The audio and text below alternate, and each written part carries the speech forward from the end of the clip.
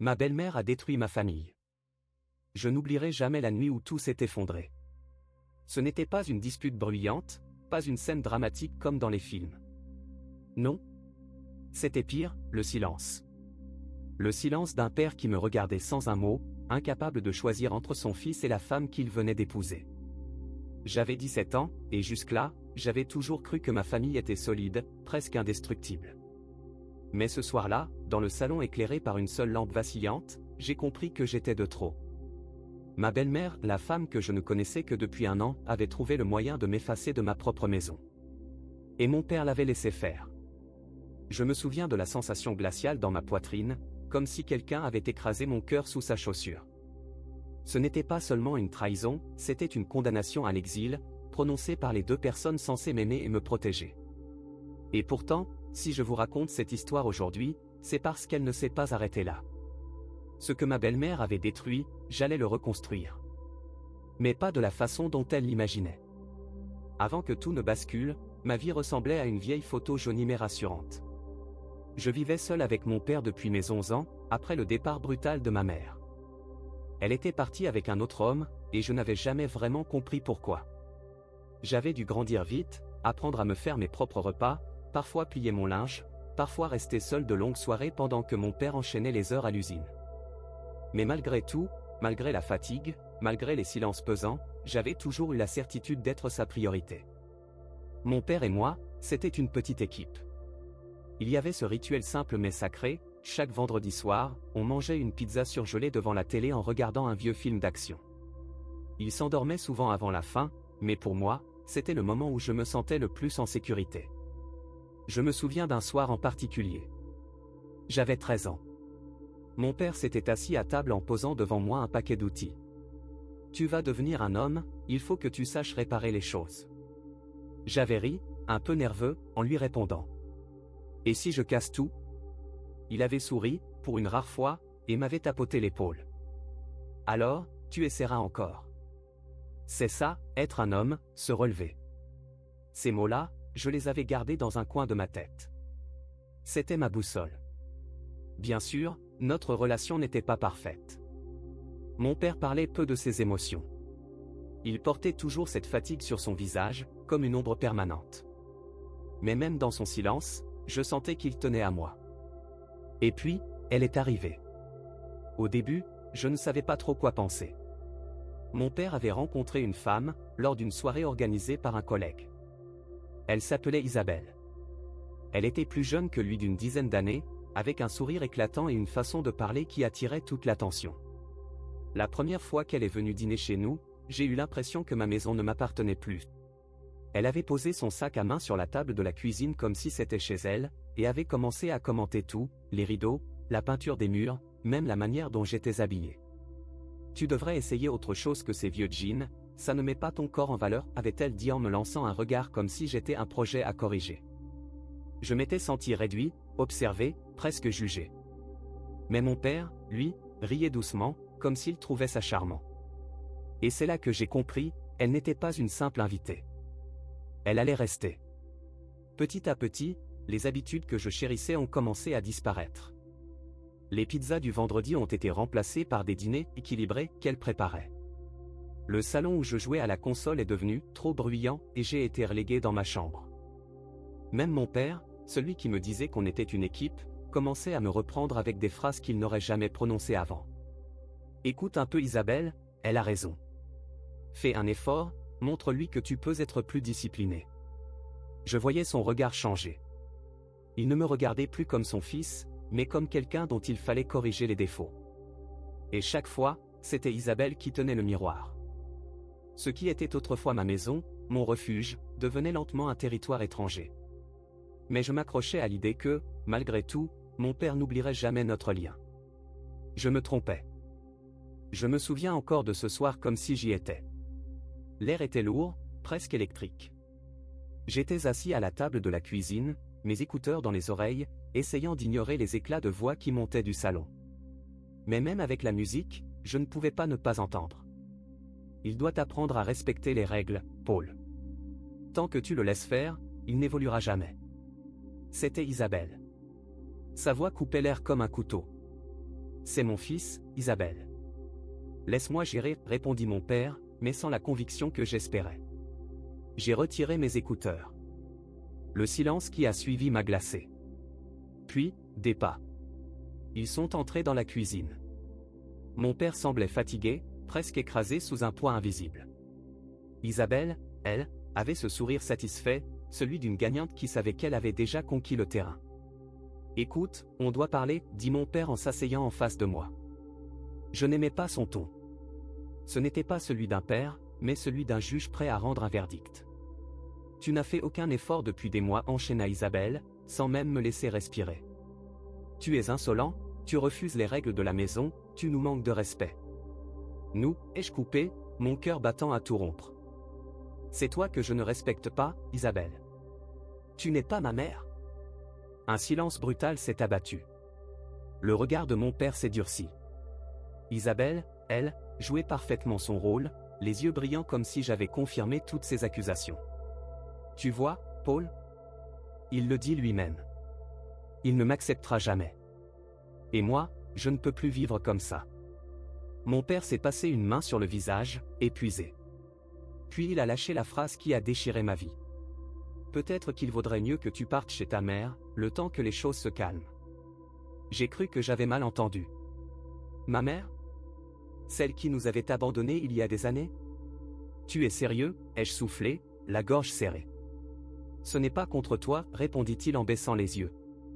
Mais ici, il y a trop de tension. Et Isabelle a raison, ce n'est plus vivable. J'avais envie de hurler. De lui rappeler nos pizzas du vendredi, ses paroles quand j'étais gosse, ses promesses que peu importe ce qui arriverait, j'étais sa priorité. Mais aucun son n'est sorti. Juste un goût amer, comme si tout mon corps s'était vidé d'un coup. Isabelle, elle, a ajouté doucement, presque théâtralement.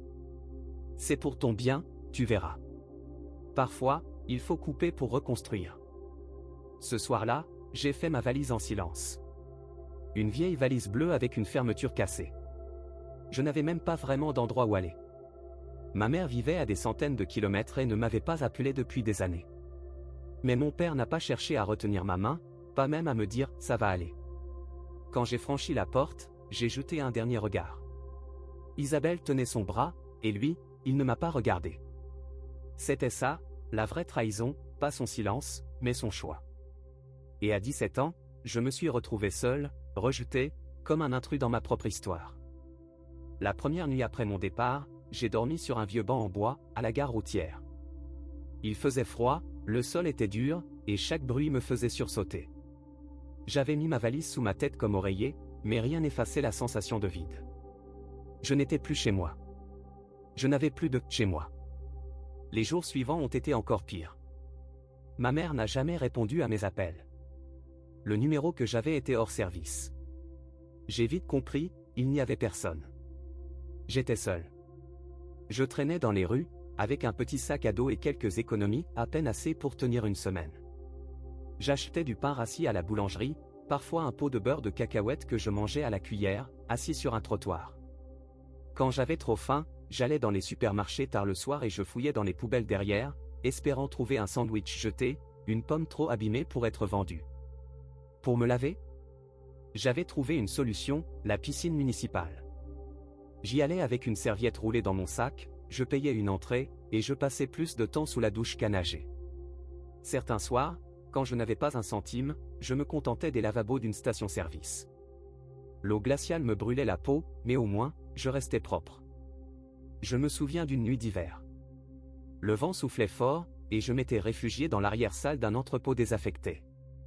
Les murs étaient couverts de graffitis, ça sentait l'humidité et la rouille. J'avais enroulé ma veste autour de moi, mais je grelottais encore. Je me suis mis à pleurer, silencieusement, pour ne pas m'entendre moi-même. Je pensais à mon père, à ses promesses, à Isabelle qui devait probablement dormir dans mon lit, à ma place. La douleur était si forte que je me disais, si je disparais ce soir, personne ne le remarquera. Mais au milieu de ce noir absolu, une petite voix en moi répétait les mots que mon père m'avait dit, des années plus tôt, être un homme, c'est se relever. Ironique, non ?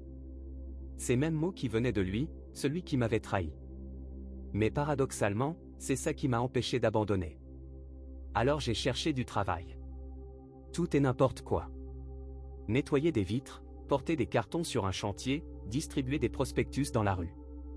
Les gens ne voyaient en moi qu'un gamin maigre, fatigué, mal habillé. Mais moi, je voyais dans chaque petit billet gagné une preuve que je pouvais tenir encore un jour. Un soir, en comptant mes quelques pièces, je me suis offert une petite victoire, un kebab chaud, avec des frites brûlantes. Je l'ai mangé assis sur un trottoir, les mains gelées, mais je n'avais jamais rien goûté d'aussi bon. C'était ma première vraie victoire depuis des semaines. Et peu à peu, entre les nuits froides, la faim, la fatigue, j'ai compris, si je voulais survivre, je devais transformer ma douleur en carburant. J'avais perdu ma famille, mon foyer, mais il me restait une chose, moi. Et c'est avec ça, seulement ça, que j'allais commencer à reconstruire. Le tournant est arrivé un matin gris, alors que je nettoyais des vitres dans un petit café du centre-ville. Le patron, un homme chauve avec un accent italien, m'avait payé 5 € de plus que prévu.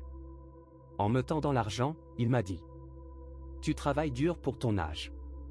Tu devrais penser à apprendre quelque chose de plus stable. L'avenir, c'est l'informatique, mon garçon. » Cette phrase m'est restée dans la tête. Informatique. Je n'y connaissais rien, à part quelques jeux vidéo sur ma vieille console. Mais l'idée s'est accrochée.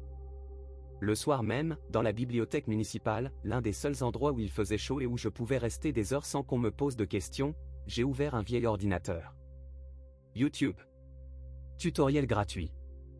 Apprendre le codage de base. Les premières semaines ont été un cauchemar. Je ne comprenais rien, les lignes de code me semblaient des hiéroglyphes. Mais j'avais du temps. Trop de temps. Et chaque échec, chaque erreur, je le prenais comme un défi. Je me répétais, si tu peux survivre dans la rue, tu peux bien apprendre à taper 3 lignes de texte. Petit à petit, les choses ont commencé à faire sens. J'ai appris à créer une simple page web. Puis un petit programme. Puis, j'ai découvert les plateformes freelance.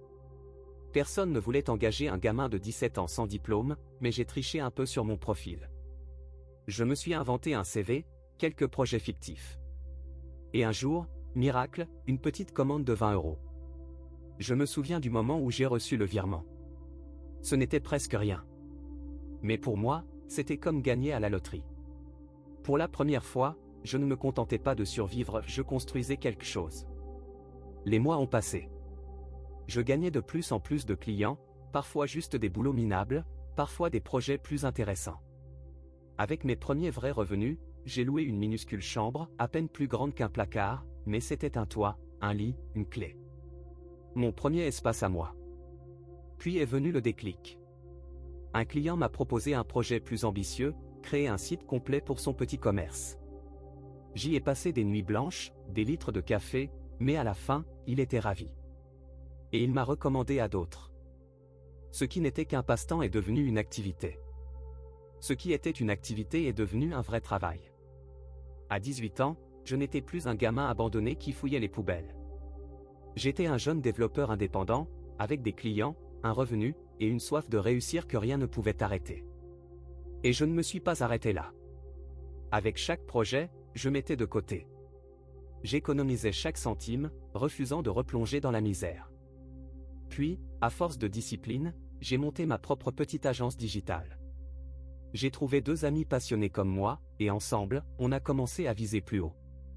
2 ans plus tard, j'avais un bureau, des employés, et une stabilité que je n'aurais jamais imaginée. Le gamin sans maison, rejeté par son propre père, devenait quelqu'un. Et je sentais, au fond de moi, que l'histoire n'était pas finie. Car plus je réussissais, plus les échos du passé se rapprochaient, et un jour, ils allaient frapper à ma porte. Le vrai basculement s'est produit 3 ans après que j'avais quitté la maison. Mon agence commençait à se faire un nom. Rien d'immense, mais assez pour attirer l'attention, un article dans un journal local, une petite interview pour une radio régionale, puis, un podcast assez populaire où je racontais mon parcours. Je parlais de ma jeunesse difficile, de l'abandon, sans jamais donner de nom. Je disais seulement. On m'a rejeté quand j'étais adolescent. Et j'ai juré que plus jamais je ne dépendrais de quelqu'un pour survivre. L'épisode a fait du bruit. J'ai reçu des messages d'inconnus, des jeunes paumés, qui me disaient que mon histoire leur donnait de l'espoir. Pour la première fois, je sentais que ma douleur servait à quelque chose. Et c'est là qu'ils sont revenus. Un soir, en quittant mon bureau, j'ai trouvé un message vocal sur mon téléphone. C'était la voix de mon père. Hésitante, tremblante. Salut, c'est ton père. Écoute, j'ai entendu parler de toi. Je suis fier, tu sais. Isabelle et moi, on aimerait te voir.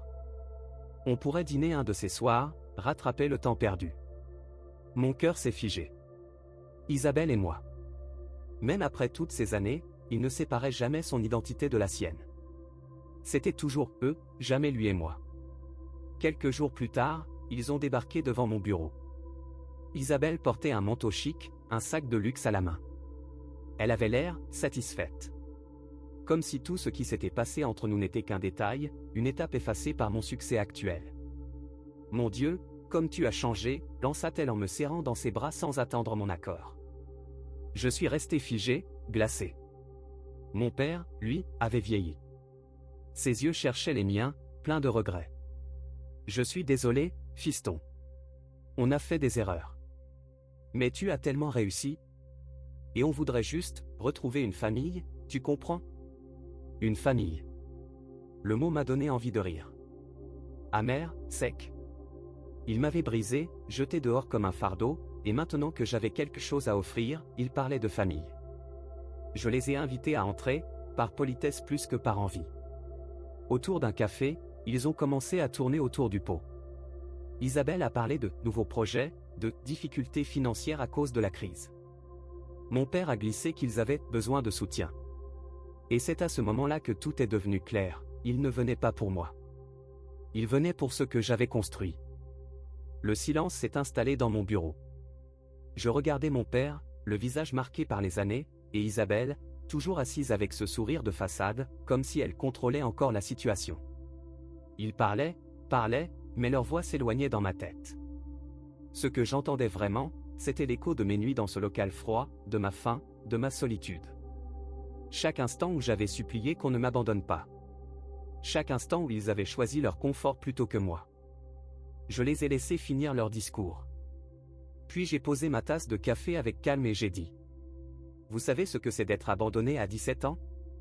Vous savez ce que ça fait de manger des restes de poubelle, pendant que vous construisiez votre petite vie parfaite? Mon père a baissé la tête. Isabelle a voulu protester. On ne pouvait pas faire autrement, tu ne comprends pas la situation de l'époque. Je l'ai coupé net. Non. C'était un choix. Vous avez choisi de me rayer de votre vie. Et aujourd'hui, vous venez parce que j'ai réussi. Mais vous ne reviendrez pas pour moi. Vous revenez pour ce que j'ai, pas pour qui je suis. Mon père a levé les yeux, humide. Fils, je veux juste réparer les choses. Avoir une deuxième chance. J'ai respiré profondément. Pendant une seconde, une petite part de moi voulait céder, retrouver ce père que j'avais aimé. Mais la vérité était là, ce n'était plus lui, ce n'était plus moi. Trop de blessures, trop de silence. Alors je lui ai dit doucement, mais fermement. Tu n'as pas perdu un fils. Tu as donné ton fils à une étrangère. Et ce fils a survécu seul. Aujourd'hui, je ne suis plus ton fardeau. Je suis ma propre famille. Isabelle a serré son sac, vexée. Elle comprenait qu'elle n'avait plus d'emprise. Mon père a tenté un dernier regard suppliant, mais je me suis levé, ouvrant la porte. Je vous souhaite le meilleur. Mais ma vie ne vous appartient plus. Au revoir. Ils sont sortis, lents, écrasés par leur propre choix. Quand la porte s'est refermée derrière eux, un poids s'est envolé de ma poitrine. C'était fini. Pas de vengeance, pas de haine. Juste, la paix. Je n'avais pas seulement reconstruit ma vie. J'avais aussi reconstruit ma dignité.